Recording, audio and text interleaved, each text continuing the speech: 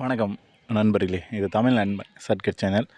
இப்போ நான் பார்க்க போகிறது மெட்ராஸ் ஹைகோர்ட் சம்மந்தமான தகவல் தான்.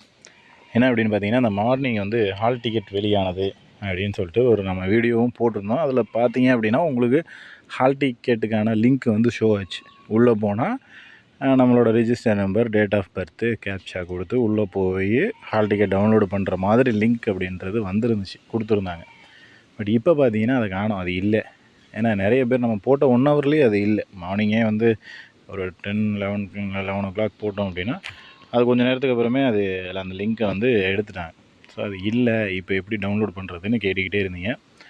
ஃபர்ஸ்ட் ஆஃப் ஆல் அந்த லிங்க்கில் ஏதாவது ஒரு ப்ராப்ளம், ஏதாவது பக்ஸு, அந்த மாதிரி ஏதாவது ஒரு ப்ராப்ளம் இருக்குது அப்படின்னா அவங்க அதை எரேஸ் பண்ணிவிட்டு மறுபடியும் கொடுப்பாங்க. மறுபடியும் கொடுக்கறது அப்படிங்கிறது ஒரு விஷயம் இருக்குது.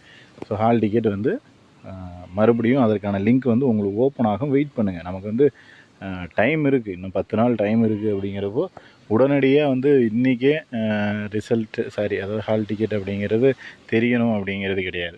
உங்களுக்கு எப்போ வேணால் வரலாம். ஸோ அதனால் நான் ஒரு 10 நாள் டைம் இருக்குது.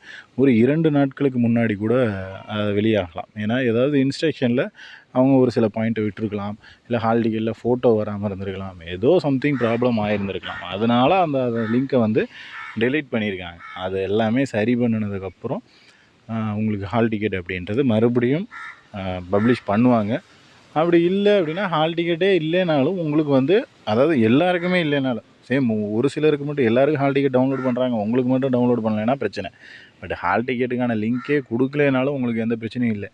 என்ன டேட்டில் நடக்கும், எந்த பிளேஸில் நடக்கும், என்ன டைமிங் அப்படிங்கிறதும் தெரியும். ஸோ எல்லாமே அதில் தெளிவாக கொடுத்துட்டாங்க.